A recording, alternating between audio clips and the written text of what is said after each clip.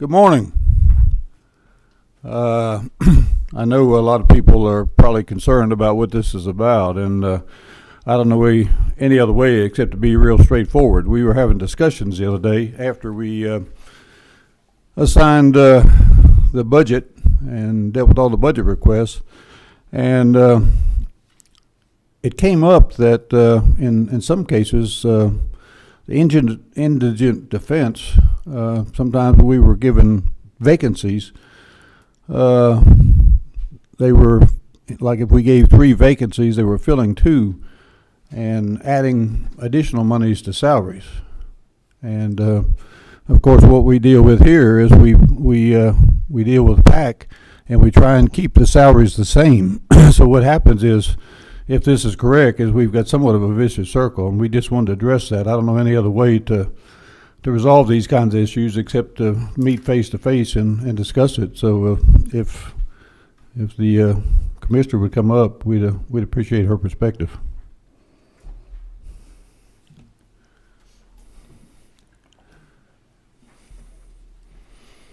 Good morning.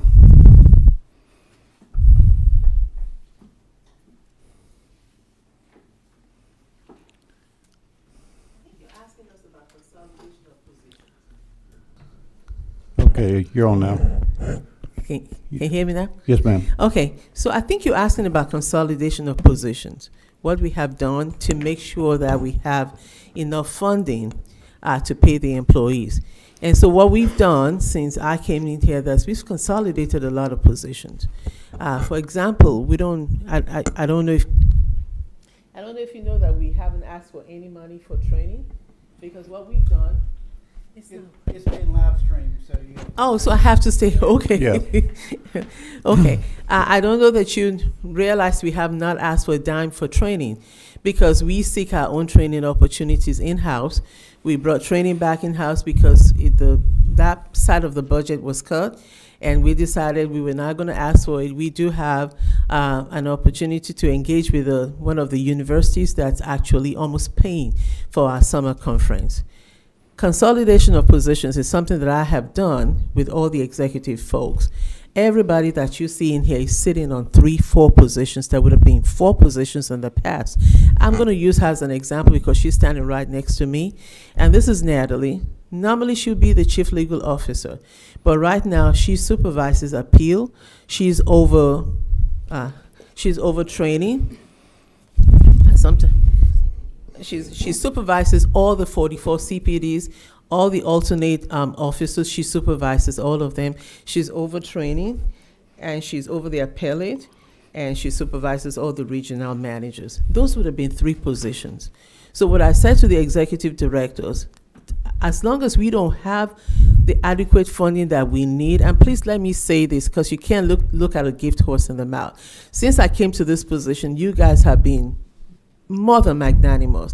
I never thought in 30-something years of being a public defender that we would be where we are. But we were coming from really the bottom, $45,000 for starting salary. Chairman, I used to drive around to gas stations, and I would see that as the ad for starting salary for assistant managers. And I said to myself, can my attorneys even buy gas from this place? So you have been really good to us. I'm not complaining, but we have a long way to go. And because we have a long way to go, we have to go back in-house to look at what we can do. On a Tuesday morning, I had to reduce a number of my employees.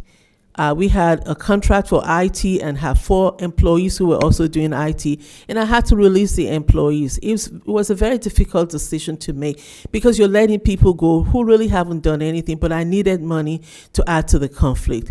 We have done that. And I speak to you today. I'm supposed to provide oversight, but I direct 5 units of employees of different units that I supervise directly. And if it's work, we'll get it done. And so that's what we have done, consolidating from the inside to make sure that we have adequate funding. And when they talk about consolidation, that's what they're talking about. I have a list of what we have done to consolidate since I have been here. I have it here. And I think some time ago I talked to you about bringing all some of our units downtown to the central office. Because if we put employees in different parts of the state, they may not have enough work. But we bring them downtown. The centralized unit is what we call the traveling attorneys. And we will dispatch them to wherever the work is needed. There was a young man who was trying a case in Muskogee until Friday. He's trying another one in Fulton County today. There was one that was in Brunswick last week. He's trying a case in Fulton. We travel to where the work is. We have brought all these units downtown so we can just dispatch to wherever we need the work. The social services unit is downtown. I supervise them directly, all the employees there. If we need a social worker in Coweta, we'll send them. If the social worker is requested in Albany, we'll send them. And so that's what we have done, Chairman, to make sure that we have enough money to pay the attorneys, because as much as I appreciate them and I tell them how much I appreciate them, I have to appreciate them in the grocery stores as well. Well, I appreciate your work effort, and we don't have any complaint about that. All we want to do is, don't you have a pay scale where you start people at an individual salary, and then after so many years they get a raise, and so many years they get a raise, like the public defender, like the PAC? We're not there yet. When I came, But isn't that the way it's supposed to be? that's the way it's supposed to be. So So is it true that you're taking vacant positions and taking the money and giving people raises beyond what the salary scale shows? no, we have used the monies that you've given to us and the money that the governor has given to us over the years to get people to where the salary is. We have not been able to do incremental pay yet. We have hired a company that's going to help us to get to that, because our population is much, much different than the prosecutors. We cannot pay for experience, so they don't stay that long enough. So to avoid any kind of salary suppression, what we've done is given everybody the same raise every year, and that's the money you give us. Now, for us to get to where you're talking about, which is to pay for longevity, to pay for people staying with us, I always joke with them, what's the reason you come to us, please stay. For them to stay, we have to be able to pay. So we have hired a company by the name of PayScale that we got through DOAS to help us to structure that, because our population is much, much different than theirs. Well, we appreciate that, and unfortunately, we deal with a lot of salary information here with the judiciary and with the state law enforcement officers. Yes, sir. And I don't believe anybody's compensated well enough, in comparison to the private sector. But that's just, that's government. And we try to do the best we can with the money that we have, but sometimes it doesn't meet all the needs. And as a result, we have a lot of turnover in a lot of different agencies because people go elsewhere to get better pay. But when we set the rules, we if there's an expectation that people abide by them, and that's what we're trying to make sure is that everybody's playing according to whole. No, we're not taking vacant positions to provide incremental salaries. We have used the monies that you've given us. Last year, every penny that you gave to us, we use it for attorneys. Social workers, centralized unit, everyone is downtown. So instead of putting people in every county, in every circuit, we keep them downtown. And when there's work that's needed, if you're a judge in Tifton and you call and say, I don't have a judge for this young man here, I'll send someone from downtown. We pay for accommodation, we pay for travel as well. But we are not using salaries. And I understand that we cannot pay like the private practice. Just a week ago, I was subpoenaed to court to explain why we will not pay more than $55,000 a year for this particular case that's going on in Fulton County. I wish we could pay it just like they were requesting, but we don't have that kind of money. And this is public service. No one is expecting to make money like that in public service. The $83,000 that we're asking is actually to make sure that the work is done. If for every 100 cases we put on the outside to private attorneys, it's going to cost us $1 million. If we keep it in-house, it's going to cost us the salary of the person we put in there. I'm just asking that we pay the minimum to the attorneys that we're bringing in. And we appreciate that. In reiterating, our expectation is that you abide by the salary. If you're doing that, maybe we're under mistaken. That's okay. But I got a question here. Judge? Thank you. Yes, sir. I understand that, you have, the big hole in your budget is for conflict cases. Yes. You can't predict it, I understand that. Yes. But how many conflict cases do you have on average, year to year? And the trend is probably growing, I'm sure. So can you give me that? Yeah. And I sent you a chart just to indicate how many cases we have. On the upper forecast, we're looking at, right now is 17,365. Conflict Year to cases? date, yes, sir. 17,000 conflict cases? 17,365. And I shared a chart with you which shows you how it's going up. And it is going up because of the gang and RICO trend. And so that chart will show you how it's actually gone straight up. This is the chart they have. Yeah, you have that chart with you, sir. And the conflict case or conflict attorneys for the RICO cases, where do they come from? Okay, so the conflict attorney for RICO cases, we get 32 cases, right? We can only take up to maybe, right now we're trying to take 9. We're trying to expand that to taking 18 or 20 by creating different units statewide that are conflict-free so we can absorb most of these cases in-house. If we let these cases go outside, that's where the cost is coming from because we can't afford it. Like I said to you, I just got subpoenaed in Fulton County. We're paying $55,000 a year on that case as long as the case is going on. If we have to repeat that in more than 1 or 2 cases, we just can't afford it. So right now, those attorneys, to answer your question directly, the CPD, the circuit office, will take the first case. Alternate office will take the second case. We have monthly contractors that we're trying to give those cases to because we pay them a specific salary. And then the rest will go to what we have created, we call cross-circuit, which are employees coming from different parts of the state.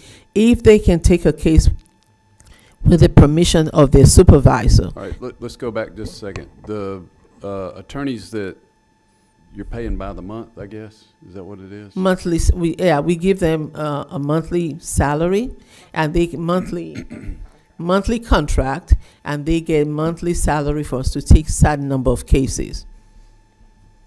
They can take some if there is no conflict. Okay.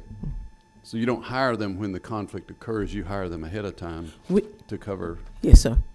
We hire them ahead of time. How many attorneys is that, do you know? We have 115 Statewide. contract attorneys that are paid monthly. So they have a yearly contract with us. So over the course of a year, they'll take up to 100 cases, but they can't reject the cases. So if we send it to them, they have to take it, as opposed to a case by case where they can say, no, we don't want that case. They're saying they'll take anything, we send them up to 100 cases. But one more thing we're trying to do is make sure we're trying, going forward, the new policy is trying not to give them the heavy hitter cases and keep those in-house because those are time intensive. Okay. How much do you have budgeted for conflict cases? Because I've noticed that's gone up every year. We have budgeted 11 million. 11 million?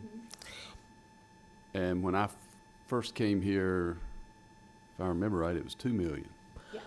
Yes. But with the gang and RICO cases and the multiple defendant cases, that's going up. And so let me share this with you. That's what we're trying to control by creating different units in the state, employees that work for us, so we can absorb up to 18 cases at a time. If we do that, we can control the cost because we're just paying our employees. Well, I agree, but it alarms me that, let's see, I came here in 21, so in 3 years, you've gone from 2 million to 11 million. Oh, yes. I know it's a cost you can't really control, but that just seems outrageous. We can't control it, but the only way I think we can control it is to create those little clusters statewide. So right now, we will have the CPD's office, we'll have the alternate, we'll have the monthly contractors, then you will go to the specialized unit, and we're trying to have 3 of those in-state, and then we will have a cross-circuit, which employees will come in and help us with those cases. How many regular assistant public defenders do you have in the state that are full-time employees? For the state is 222. 222. And Yes, how sir. many conflict attorneys again? 62. So Wow. if we can increase that 62 to 120, we can absorb more cases, as long as they're all conflict-free, which means they don't report to the same supervisors. It's And, cheaper to have employees than, well, by the time it gets to the 10th case, we have to farm it out at 7,500 a piece. So since we're getting a lot of RICO cases, and we have to follow the state bar rules, we can't control anything. So we get a lot of cases that are over 10 plus, and we can't observe them. all right, and what's the base pay for assistant public defender? 72 today. 72. Yes, sir. Okay. Thank you. And I can ask this a little later, but what's the base pay for PAC, for a new prosecutor? Do you know that? I'm not sure what it is, but we whatever you pay us is what we have, and we have to make sure that we go to the highest you can pay us, because we don't get any supplements. State employees don't receive any county supplements at all. Well, you understand what we're trying to do here. We just want to make sure everybody's abiding by the pay scale. And it came to us that perhaps in some cases you were leaving some positions vacant, and you were paying people more than the pay scale. And then we turn around and we try and pay the PAC attorneys at the same rate. So then they would come to us and ask for more money based on what was occurring in your agency. So Yeah, what I'm doing is consolidating and centralizing positions downtown. And the executive directors, I am, and my assistants, they have taken more positions. So each one of them is sitting on 2 or 3 positions. When I did a reduction in force, every person that was reduced on that particular Tuesday, so that I could get $1 million to pay for conflicts, every responsibility that was reduced went to the to the assistant deputy director that was over that unit. So we're not keeping positions vacant. We're not unfunding positions so that we can pay more. If I ever unfund a position, is so that I can take the responsibility and that position can go to another unit that's needed.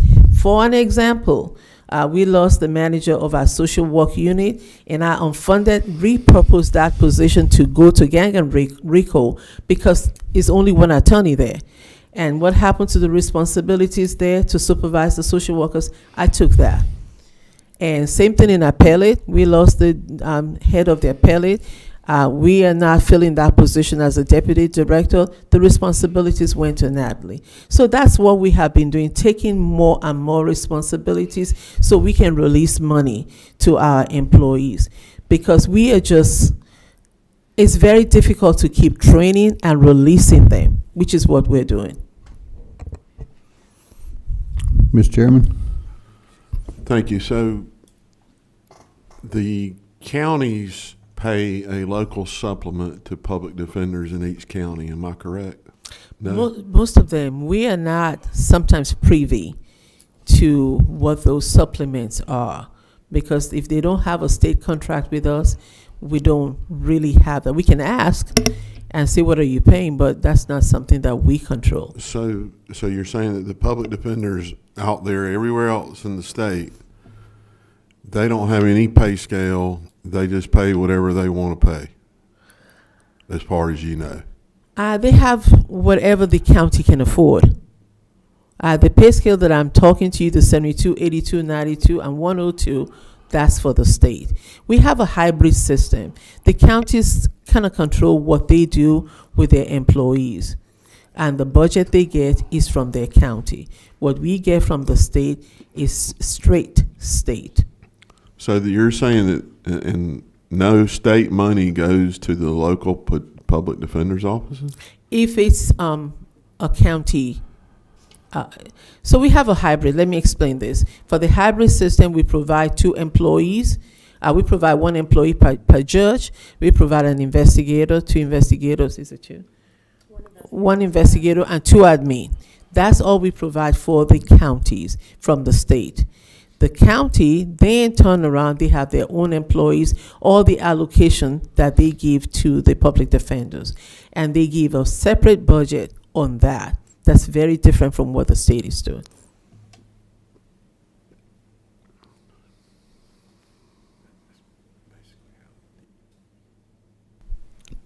Well, let me see if I can get this clear now.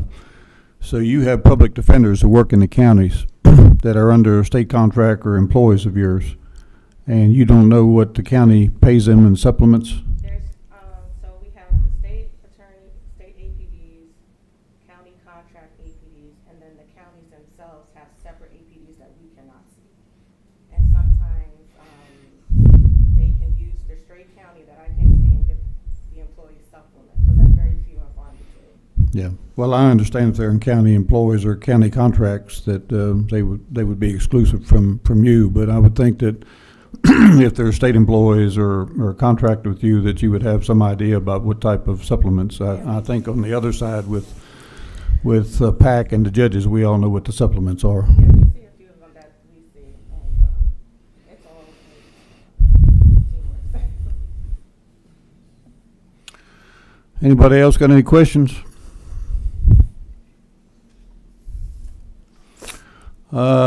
Okay, you're excused. I'm going to get PAC up here for just a minute. I don't, if what we hear is the way it's being applied, I'm not sure we need to PAC, but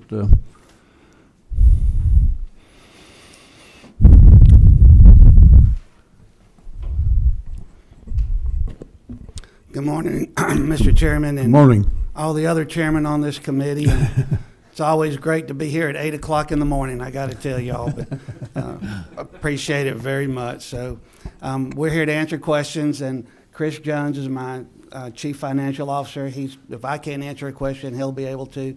And Herb Cranford, who is the District Attorney for the Coweta Judicial Circuit, and he's also the Budget Chair for the Prosecuting Attorneys Council and the DA's Association.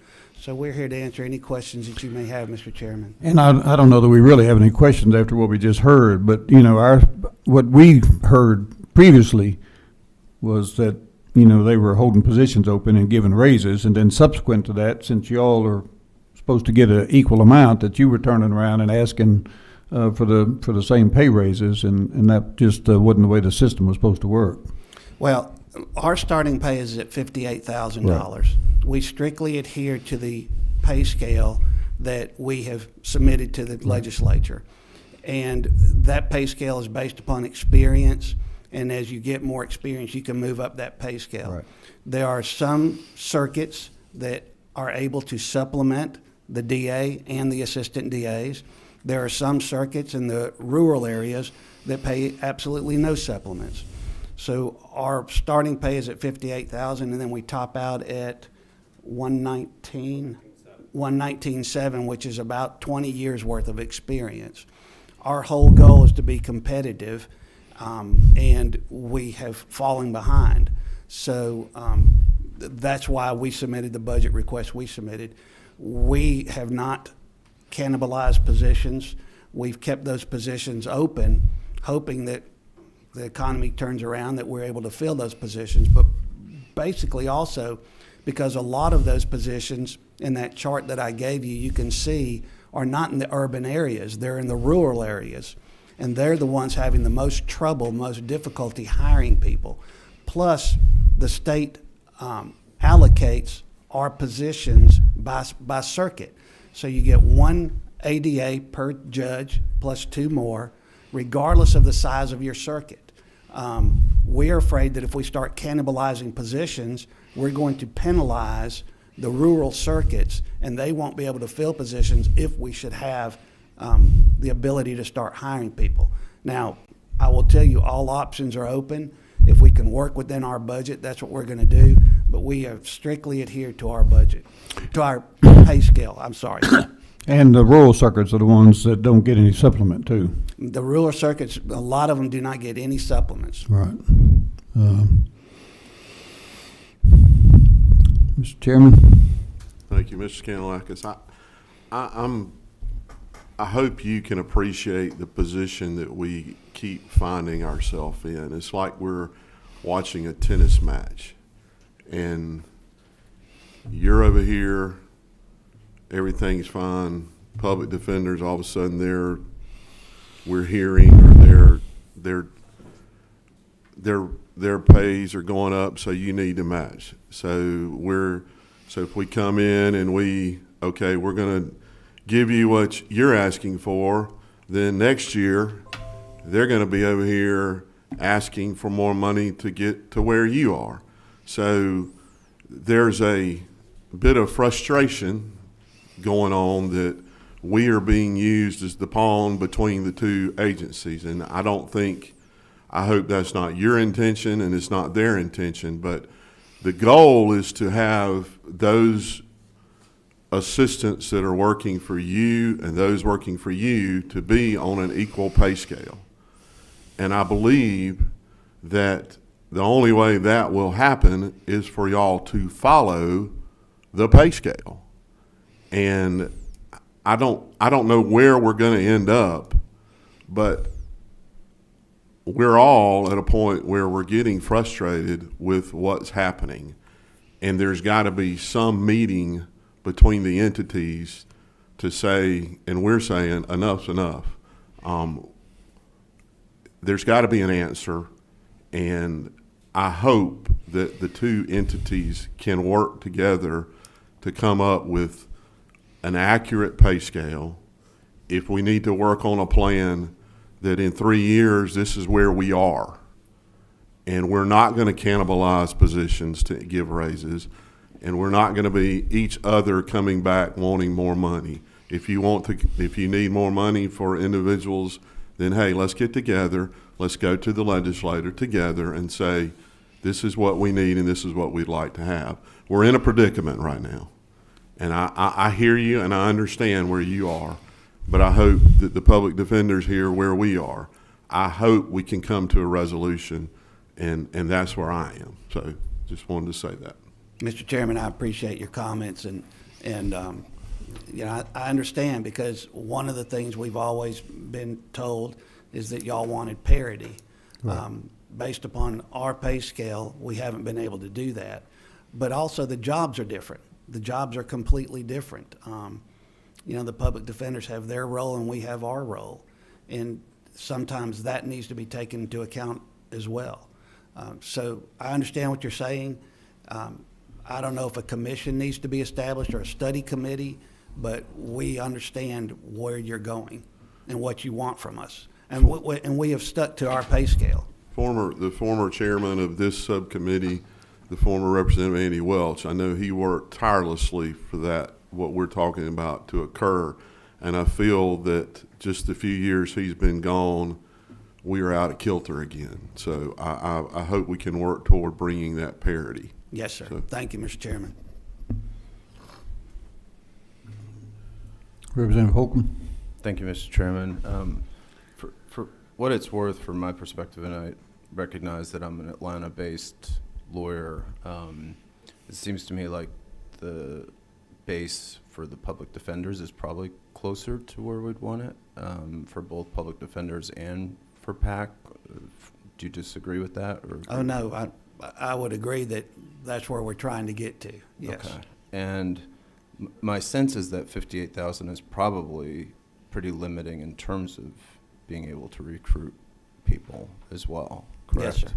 And another thing that really jumped out at me in terms of the materials that you provided, and thank you for doing so, is at 10 years, prosecutors are only at 88,000. And I recognize that median salary in the state is like $50,000, $60,000, and $88,000 is not nothing, but it's important to have comparators that are relevant, and the relevant comparators would be to other lawyers, and other lawyers, 10 years, 88,000 is not a high salary, correct? It's not a high salary at all. Okay. So one other question that I have is, can you refresh our recollections? I know I've asked this before, and I should have asked the public defenders as well. Can you give us a sense of caseloads and if there's disparities in terms of jurisdictions, or is there sort of a pretty solid average? Is it close to 100, 200, et cetera? And I'd be curious to hear it from both agencies. One of the difficulties we have is measuring caseload simply because of the case management systems that each individual office uses. However, we do look at the AOC numbers, and I think Mr. Cranford has done an analysis of that to somewhat, so I'm going to let him answer that question.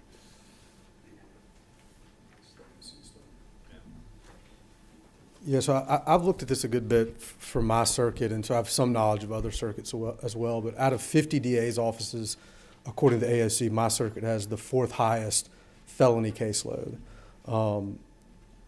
The issue that I see that I think kind of speaks to what you're getting at is, there's the state formula that provides assistant DAs, and as we've said, some offices get no county funds to add assistant DAs. So I'm very close to the caseload for Gwinnett County. They have over 40 assistant DAs, but I would say more than half of those are county funded positions. I'm very comparable caseload to them. I've got 23 assistant DAs, 12 of which are funded by the state. So my caseload with 23 is, 400 to 500 felony cases per ADA, and that's very unmanageable. It's an impossible situation, and we triage in terms of trying to focus on people in jail, serious violent sex cases, and then as cases get really old, we'll finally get around to them. But my circuit's drowning. I'm in an untenable position. Like, it'll collapse at some point, candidly. I think some circuits, particularly in rural areas, are already in that position. And the offices that I think are doing, okay in terms of caseload per ADA are the offices that get substantial county funding, much more like per capita or per case than I get, for example. Do you have a sense of, just for comparison purposes, what the lowest caseload might be and where that might be? Case per ADA, I really don't. I mean, I know that, technically, according to the AOC, we have more overall felony cases than the DeKalb circuit. They have way more serious cases, and those take way more time, and so there's a little muddy that way. But they have over 100 ADAs. And I technically have more felony cases than they do, according to the AOC, and I have a quarter of the ADAs they have. So I think my guess is they're in a decent situation, a much better situation than I am, at least. Mr. Chairman, if I could ask one more question. Certainly. Can you give us a sense of just the time frame, that if there are averages, and I recognize that it's difficult to make averages because every case is different, but I don't know if most cases you wind up getting pleas, and so there's a couple days of work and activity talking to witnesses, and then you talk to defense counsel and strike a deal. Much more than that. Like, can you just kind of give us a sense of, because if you have 400 or 500, but you can also knock out 2 or 3 in a day, maybe that is manageable. But if they're all going to trial, that's impossible. And I know that they're not all going to trial, so I'm just trying to get a little more sense of timing, workload, et cetera. I think it depends on maybe where you start the clock. We get cases, particularly the non-serious stuff. It could be, unfortunately at this point, a year or more before an ADA even looks at a non-victim case in my office. Because, again, we're trying to focus on victim cases, but particularly the aggravated ones. And we're trying to get those indicted within, 3 or 4 months And, in terms of getting it resolved, if it's a trial, from indictment to trial on a serious case is definitely taking more than a year. Unfortunately, in my experience on serious cases, to get those cases to plead, they have to get on a trial footing. There has to be Right. this Some pressure. idea that if you're not willing to accept responsibility, the people are going to hold you responsible. So it's taking much longer than it did when I started in 2012. And a lot of, in my circuit, our caseload has grown as well.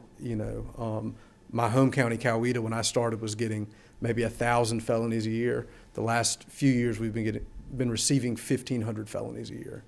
In my resources, my number of ADAs have not corresponded to that. We just added a judge, and what I get for an additional judge is a single state-paid ADA. And to be candid with you, because of the recruiting and retention issues, I didn't even add an ADA with that position. I just moved a county-funded ADA into that position so I could use those county funds to give, frankly, minuscule raises just for the symbolic, I'm increasing your salary a little bit. It was nominal, frankly. Okay. Thank you. Appreciate it. Judge? Pete, through Tracker, are y'all able to see how many cases on average ADAs have across the state? No, sir, that's been one of the sticking points, I guess, for me and probably for you when you were executive director. Tracker has a number of features which go unused by some of the DAs out in the field. But when I use Tracker, I could tell you the day a warrant was issued, the day the case file was filed in my office, the day the assistant DA picked it up and prepared it, the day we took it to grand jury or dismissed it or sent it to an alternative court. But some of the DAs don't have a staff large enough. Some of the DAs only have, again, in the rural circuits, they might only have one or two, well, they get 2 admin positions from the state. That's all they get. So Fulton County gets 2 admin positions, we get 2 admin positions in a rural county. And they may only have 2 admin positions, and they're just busy trying to make sure the cases go as smoothly as possible. How many, I know when I was DA, I didn't have a ADA for the juvenile court, so I didn't go into the juvenile court. Do you have enough ADAs under the law to cover the courts that you're assigned to? No, sir. And I'll take an example that every circuit gets 1 juvenile state-paid ADA. As you know, we were a 5-county circuit. Mr. Cranford is a 5-county circuit. We have 4 sitting juvenile court judges. 4, is there 5 now? Oh, so there's 5 now. Each county has their own sitting juvenile court judge. It is impossible, given the time frame that you have to get a juvenile court case in front of a judge, it is impossible for that 1 ADA to be in 5 different counties. So what we did, I agreed, I signed contracts with the counties. We opted out. The DA's office opted out, and I think Mr. Cranford's kept the same deal.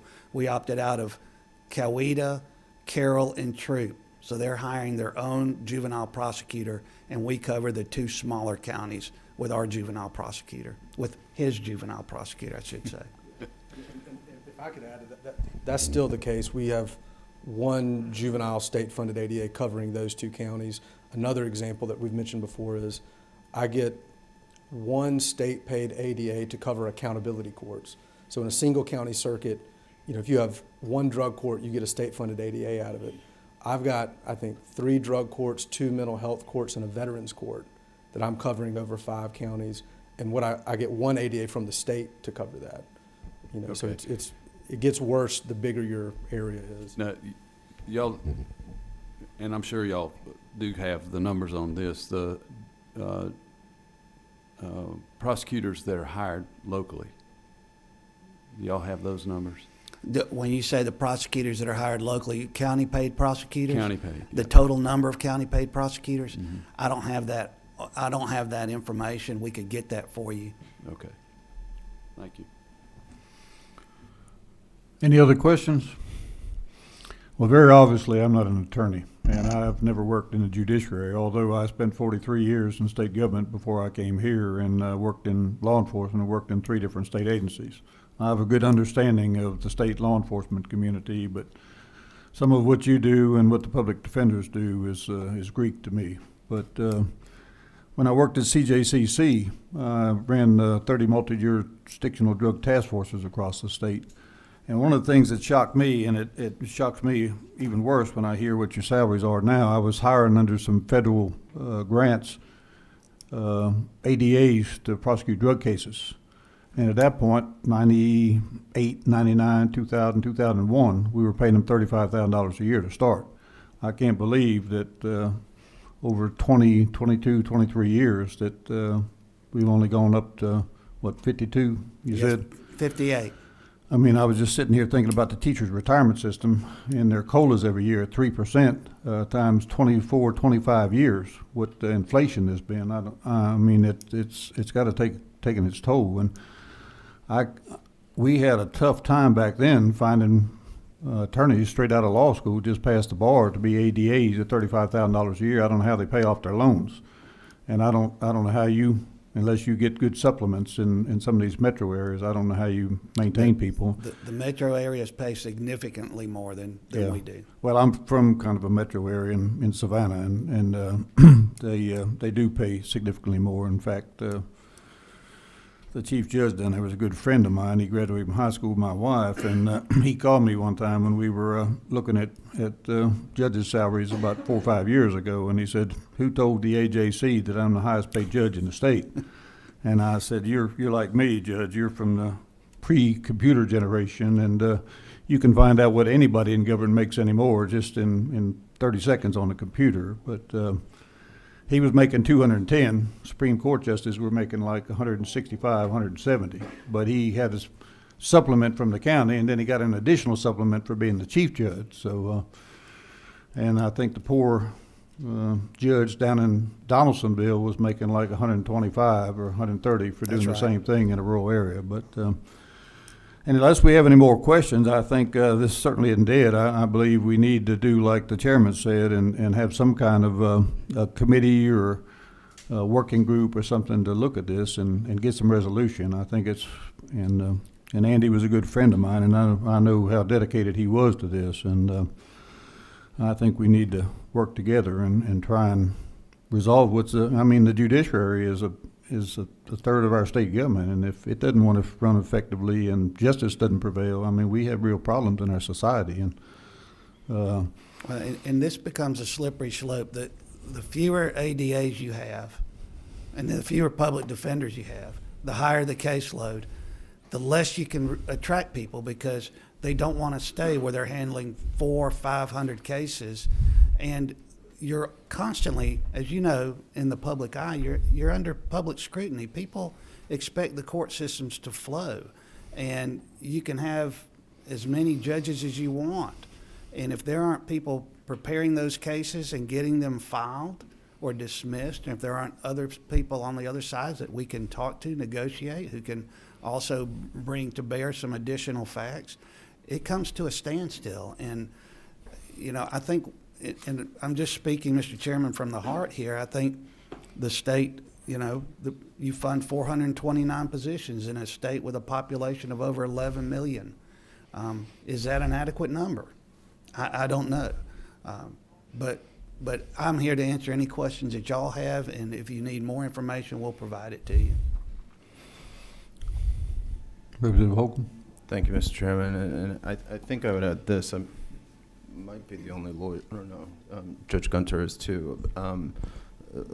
It is, when you're starting out, it's really, really difficult too.